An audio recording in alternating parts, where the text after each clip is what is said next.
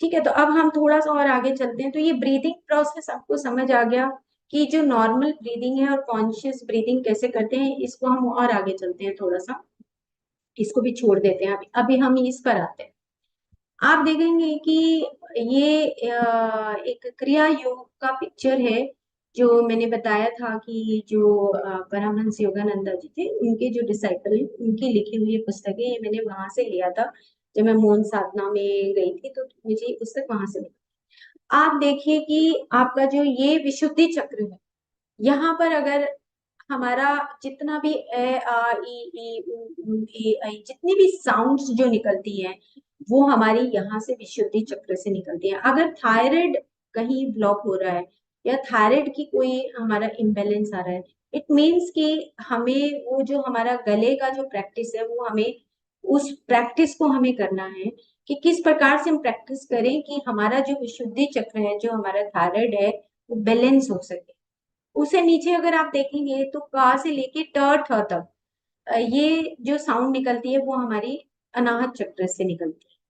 और उससे नीचे आप देखेंगे तो और जो नीचे की जो साउंड्स हैं वो हमारी मणिपुर चक्र से निकलती है। और नीचे जाएंगे तो और अलग टाइप की साउंड्स हैं। और जैसे कि हम अपने बच्चों का नाम रखते हैं, मैंने इसी में सीखा कि मान लो हमने अपने बच्चे का नाम रखा वसु, और हम उसको ऐसे बोलते हैं, बहुत निक नेम बोलते हैं, अरे वासु, वसु, वसी, ऐसे हम निक नेम बोल देते हैं।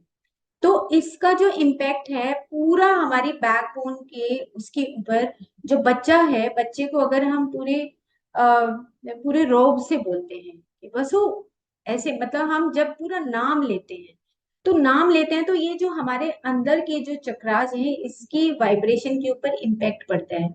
और अगर हम बोले चिंटू, तो चिंटू का ही इफेक्ट आएगा। और अगर हम उसको कहें कि हाँ तुम एक युवराज अगर नाम है तो युवराज बोलते हैं, तो युवराज का ही इम्पैक्ट उसके ऊपर आता है। इस बुक के अंदर ये खूबी थी, जो युक्तेश्वर गिरी जी हैं वो बेस्ट एस्ट्रोलॉजर माने गए हैं वर्ल्ड के।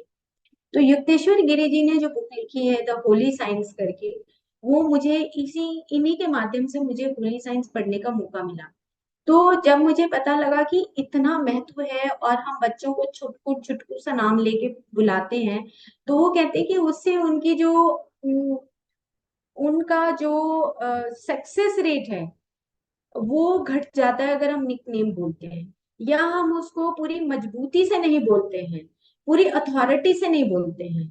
तो उनके अंदर जो पोर्ट्स ओपन होने होते हैं वो ओपन नहीं होते, क्योंकि एस्ट्रोलॉजिकली जो फर्स्ट हाउस है वो हमारा असेंडेंट हाउस है। असेंडेंट हाउस का मतलब ये होता है कि आपकी लाइफ बंध गई है, एक लाइफ स्पैन में बंध गई कि इतने से इतने जन्म, इतने लाइफ तक आपको जिंदा रहना है और इतनी आपकी सांस है। तो फर्स्ट जो है उसी में हम नक्षत्र और उसी में हम ये साउंड निकालते हैं। तो साउंड आ गई, य से आ गई, च से आ गई, छ से आ गई, किसी से भी जो साउंड आ गई, उसी से फिर हम नाम रखते हैं बच्चे का। जब हम नाम रखते हैं, जैसे हमारा नाम है, तो हम जब हम नाम रखते हैं, हम बोलते तो कुछ और है, हम संगीता की जगह संगू बोले, तो वो संगू का इम्पैक्ट आएगा, संगीता का तो इम्पैक्ट आएगा नहीं। तो जो कोर्स खुलने चाहिए वो खुलते नहीं। तो इसका इम्पैक्ट फिर हमारे बच्चे के ऊपर भी आएगा।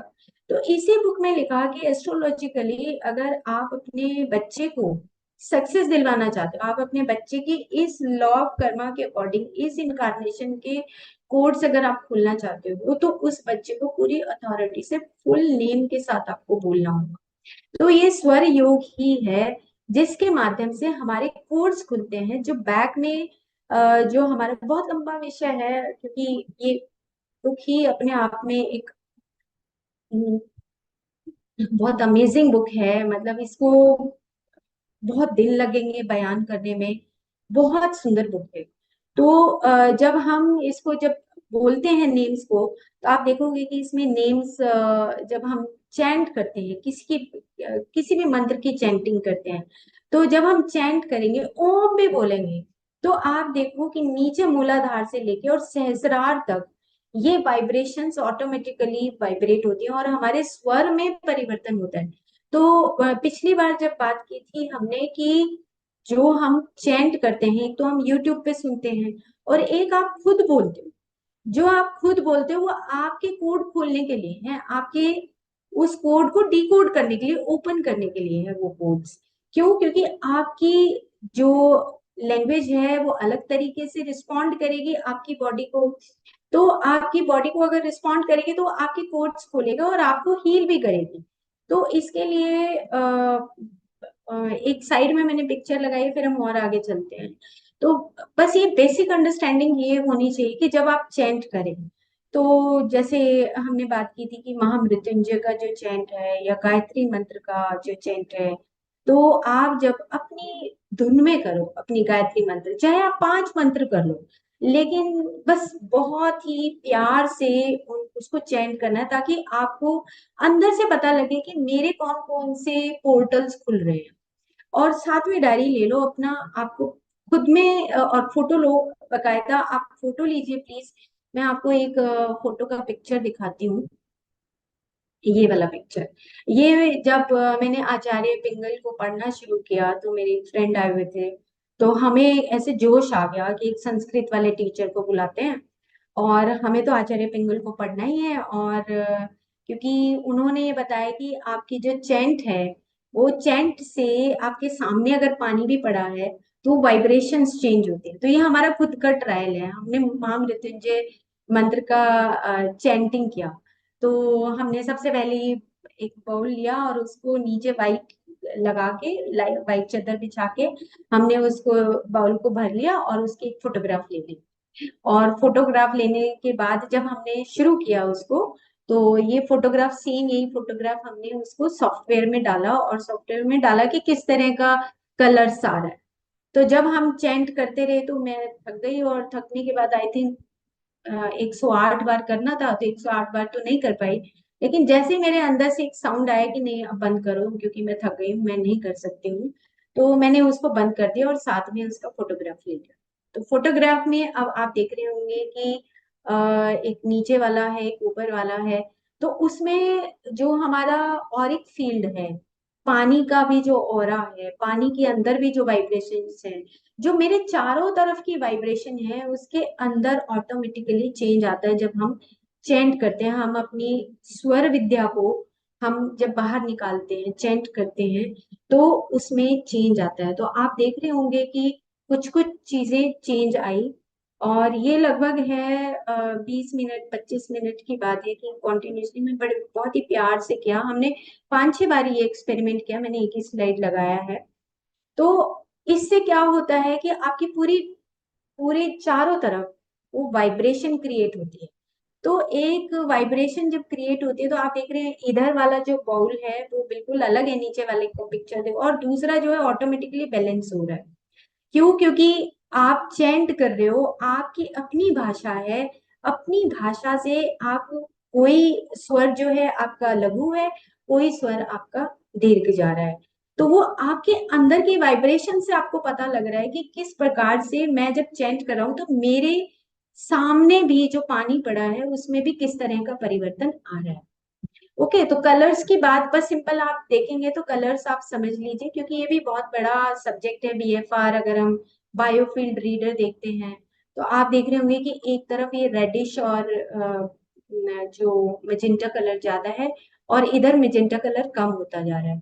तो इसका मतलब ये है कि जो हमारा एक पॉजिटिव फैक्टर है, हम इसको मतलब आसान भाषा में समझें कि ये जो पॉजिटिव जो फैक्टर है ये बढ़ जाएगा, और आपका green colour, yellow colour, sky blue colour mid में होता है और उसके बाद फिर वो चेंजेस आते हैं। तो इस प्रकार से ये चेंज देखा। तो मैं अब एक चीज और बोल बताती हूँ इसके साथ ही, ये वाला पिक्चर आप देख रहे हैं कि जब आप बार बार वाइब्रेट करते हैं, बार बार, तो फिबोनाची सीरीज में क्या है, आप नीचे एक नंबर देख रहे होंगे, ये मेरे फ्रेंड है, उन्हीं का मैंने एक स्क्रीनशॉट लिया हुआ है जो इसके ऊपर अभी काम कर रहे हैं। तो आप देखेंगे 1, 1, 2, 3, 5, 8, 13, 21, 34, 55, 89, 144 और 233, यानी कि 13 वाले स्टेप पे जाके 1.6180 रेशो आती है। मेरा कहने का मतलब सिंपल इतना है कि हम इतना इसमें ना जाए, लेकिन बस ये एक बेसिक अंडरस्टैंडिंग करें कि जब आप चैंट करते हो, चैंट करते हो, चैंट करते हो, चैंट करते रहते हो, चैंट करते रहते हो, तो आपके ऑटोमेटिकली आपके चारों तरफ वो वाइब्रेशन ऑटोमेटिकली क्रिएट हो जाएगी, वो आपको वापस खुद में आपको वाइब्रेट करने लगेगी खुद में। जैसे कि मान लो एक जो लीफ है, पत्ता है, आपने तोड़ा है, तो उसका एक टेम्पलेट है अंदर ना। अ, हमने नहीं कुछ किया, वो प्रकृति ने खुद ही उस टेम्पलेट को उस फ्रीक्वेंसी तक 13 तक ले आया, और उसके बाद वो अपने आप पत्ता जो है उसी डिजाइन का आएगा जहां पे उसका जन्म हुआ। जिस तरीके से वो पत्ते का डिजाइन था, उसी जैसे नीम का पत्ता है वो टूटा तो वो फिर से वैसा ही आएगा। तो ये टेम्पलेट है, क्योंकि वो दोबारा से फिर से उसके अंदर जनरेट होने की, उस टेम्पलेट के उसकी कॉपी होने की शक्ति उसके अंदर आ गई है। सेम इसी तरीके से जब हम अपने जो चैंट करते हैं, मंत्र चैंट करते हैं, कोई शब्द चैंट करते हैं, तो बार बार जब हम चैंट करते हैं तो ऑटोमेटिकली वो शक्ति जनरेट होने लगती है।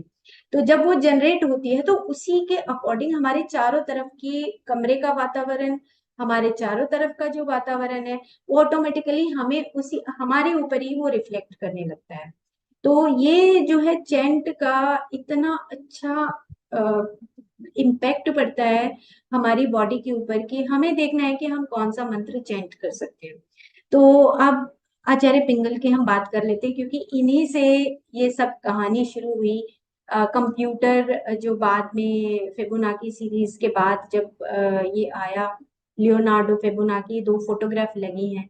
तो आचार्य पिंगल जो हैं बिफोर क्राइस्ट 400 to 200 की उसमें इन्होंने इस चीज को बताया। इसको छंद शास्त्र भी बोलते हैं।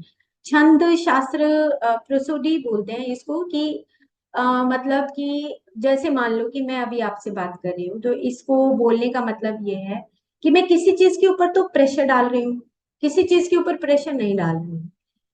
किसी के ऊपर मैं बड़ा फ्लो से मैं बोल रही हूँ। जैसे मान लो, और अच्छी तरीके से समझने के लिए, कि मान लो हम कोई राग बोलते हैं, जैसे भैरव राग।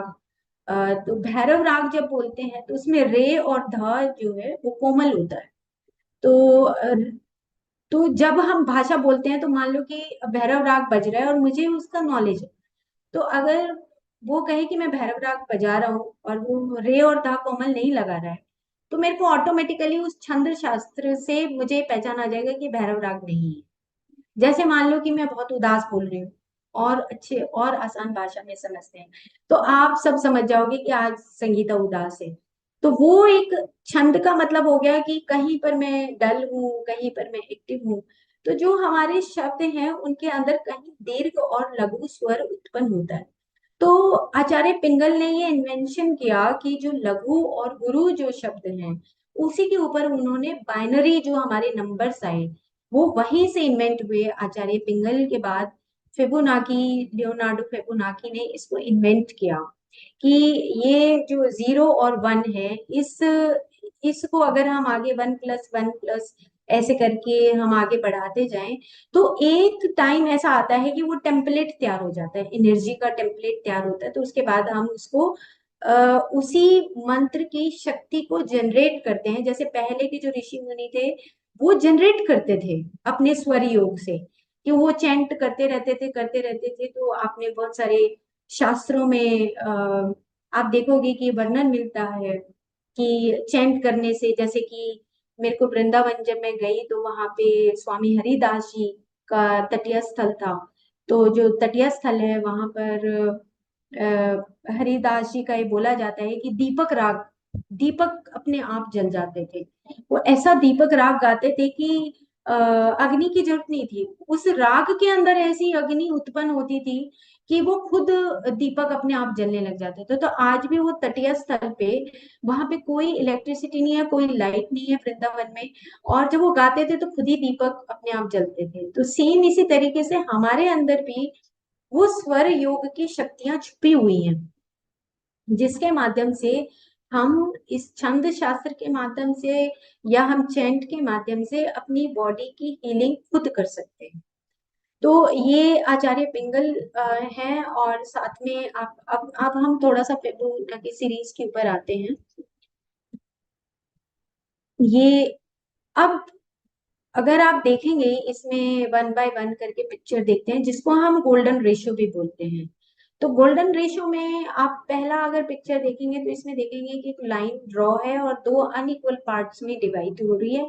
और उसके बाद अगर आप ब्रेन को देखेंगे तो ब्रेन में भी हमारा दो अनइक्वल पार्ट में डिवाइडेशन हुआ है। सिंपल ये समझने के लिए कि जो गोल्डन रेशियो है उसका एक फॉर्मूला है, और वो फॉर्मूला लास्ट में 13 स्टेप के बाद 1.618 करके उसके बाद फिर ये टेम्पलेट बन जाता है।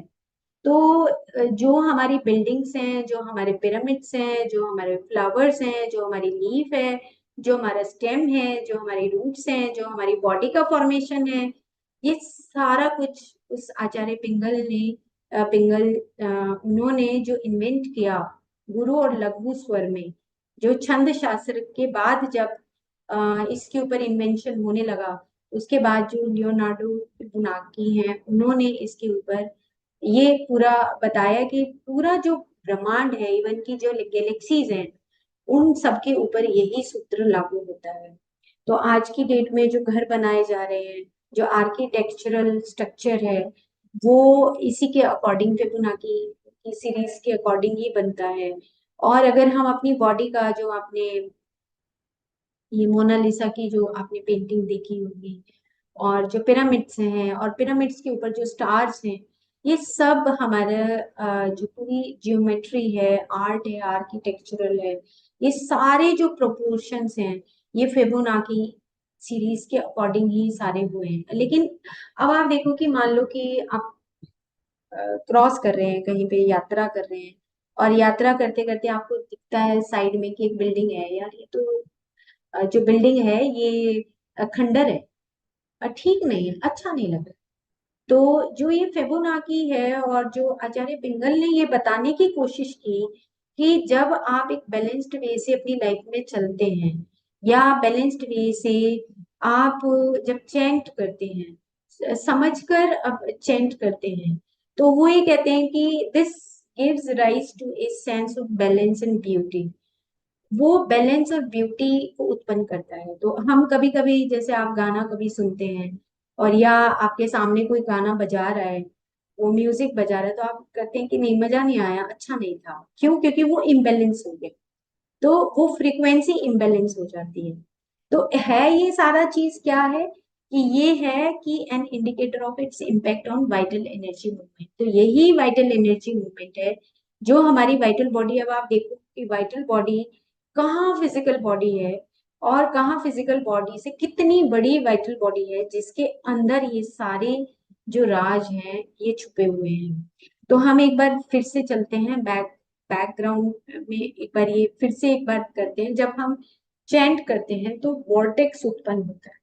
तो जैसे वॉर्टेक्स उत्पन्न होता है, तो जैसे जैसे वॉर्टेक्स होगा हमारा एक्सपेंशन बढ़ेगा, हमारा एक्सपेंशन बढ़ेगा ऑटोमेटिकली। अगर हम डेली ये प्रैक्टिस करते हैं, जैसे तराटक भी अगर हम प्रैक्टिस करते हैं, तो ऑटोमेटिकली हमारे अंदर वो ही वैसी ही वाइब्रेशंस जनरेट होनी शुरू हो जाती है। तो एक बार हम अब फिर से एक बार हम वापस चलते हैं यहाँ पर। तो अब हमने स्वर योग को इतना हमने समझ लिया कि जो स्वर है वो हमारा राइट नॉस्ट्रिल और लेफ्ट नॉस्ट्रिल, राइट नॉस्ट्रिल सूर्य नाड़ी है, और जो लेफ्ट नॉस्ट्रिल है वो हमारी चंद्रमा नाड़ी है। और ये दोनों नाड़ियां जब बैलेंस होती हैं, तो मैंने लिखा है यहाँ पर कि स्वर जो है सुषुम्ना का स्वर चालू होता है जब दोनों बैलेंस होती हैं। तो उसको हम सोहम बोलते हैं, सोहम भी बोलते हैं, उसको हम भी बोलते हैं। क्योंकि जब आप अंदर लेते हो तो स की साउंड उत्पन्न होती है, और जब बाहर निकालते हो तो ह की साउंड उत्पन्न होती है। तो मेरी रिक्वेस्ट अब आप सबसे ये है कि आपको नोटिस करना है कि 5 मिनट, 10 मिनट, जितनी देर भी आपको अच्छा लगे, मतलब आपको खुद अंदर से अच्छा लगना चाहिए कि हाँ ये मुझे अच्छा लग रहा है, मेरे दिल को अच्छा लग रहा है। और फिर आप देखो कि क्या मेरी दोनों नाड़ियां चल रही है, या एक चल रही है, दो चल रही है। और फिर आप प्रैक्टिस करें इसको। तो प्रैक्टिस करने के लिए आप कोई भी मंत्र चुने, और मंत्र चुनने के बाद आप उसका प्रैक्टिस करें। जैसे ओम नमः शिवाय चुन सकते हैं, हरे कृष्णा, हरे रामा चुन सकते हैं, जो भी आपको मंत्र, छोटा मंत्र ले सकते हैं, बड़ा मंत्र। लेकिन उससे पहले आप एक फोटोग्राफ ले लें अपने फेस की। और जब आप 10 दिन लगातार करते हैं, उसके बाद आप एक फोटोग्राफ लेंगे, तो लेट अस सी कि क्या चेंज आता है आपके उसमें वाइब्रेशंस में। अ, तो हम इसको देख सकते हैं कि जो सुषुम्ना नाड़ी है वो तब चलती है जब आप बिल्कुल बैलेंस्ड हो जाते हो, आपके जो दोनों स्वर हैं वो बैलेंस चलने लगते हैं। और यही चीज जब बैलेंस करती है तो बैक साइड में फिर से हम उसी पिक्चर पे जाते हैं कि ऊपर से जब हमारी सोल आई, तो सोल आने के बाद हमारी बॉडी आई, हमारी सुप्रामेंटल कॉजल बॉडी आई, कॉजल बॉडी के बाद हमारा मेंटल बॉडी डेवलप हुआ, मेंटल बॉडी के बाद जो हमारे प्रारब्ध थे उसके अकॉर्डिंग हमारी बॉडी की तन्मात्राओं के माध्यम से हमारे पंच महाभूतों का शरीर आया। तो ये हमारी इस तरीके से हमारी जो फिजिकल बॉडी है वो फॉर्मुलेट हुई, और हमने अब उसको उल्टा करना शुरू कर दिया कि फिजिकल बॉडी अगर बीमार है तो हम सबसे पहले दवाई के ऊपर जाते हैं सीधा, ना कि हम अपने प्राण शरीर के ऊपर या हम मन शरीर के ऊपर या सुप्रामेंटल बॉडी कॉजल शरीर के ऊपर जाएं और उसके माध्यम से हम अपने आप को हील करें। तो इस प्रकार से हम अ, ये वन बाय वन करके कि ये अब हमें पता लग गया कि जो कॉन्शियस ब्रीदिंग है, अब जब आप अपना स्वर इनहेल करेंगे एक्सहेल करेंगे तो आपको ऑटोमेटिकली पता लग जाएगा। तो एक पिक्चर और मैंने जो लगाई है, ये प्लांट्स का पिक्चर लगाया था। तो ये एक पिक्चर रह गया था कि ये एक बुक है। मुझे जब मैं हैदराबाद गई पिरामिड में, तो मुझे बुक मिली पीटर टॉमकिंस की लिखी हुई the secret life of plants. तो इसमें उन्होंने ये ट्रायल किया कि क्या म्यूजिक से क्या प्लांट के अंदर किस टाइप की ग्रोथ होती है। तो बहुत सारे अभी आजकल एक्सपेरिमेंट हो रहे हैं पिलियन फोटोग्राफी के माध्यम से। और हम नॉर्मल भी फोटोग्राफ लें तो हम ये देखते हैं भी क्लासिकल म्यूजिक से जो ग्रोथ है वो बढ़ती है, अगर हम बहुत ऊपर नीचे को ऊबड़ खाबड़ म्यूजिक लगाते हैं तो उससे ग्रोथ हैम्पर होती है।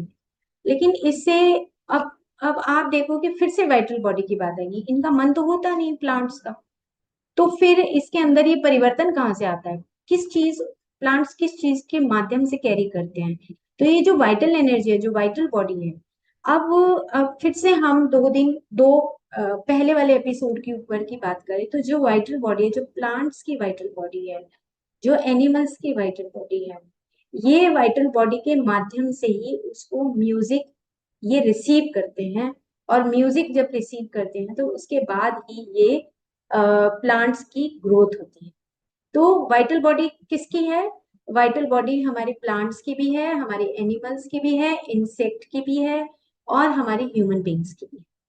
तो इसका मतलब ये है कि इनके अंदर मनस नहीं होता, जैसे छुई मुई धीरे धीरे उसका लोअर माइंड डेवलप होना शुरू होता है। छुई मुई को क्या, ऐसे बहुत सारे प्लांट्स हैं जो कहीं पर कोई जूस स्क्रीट करते हैं, कहीं पे कोई मिल्क स्क्रीट करते हैं, कहीं पे वो टॉक्सिन स्क्रीट करते हैं।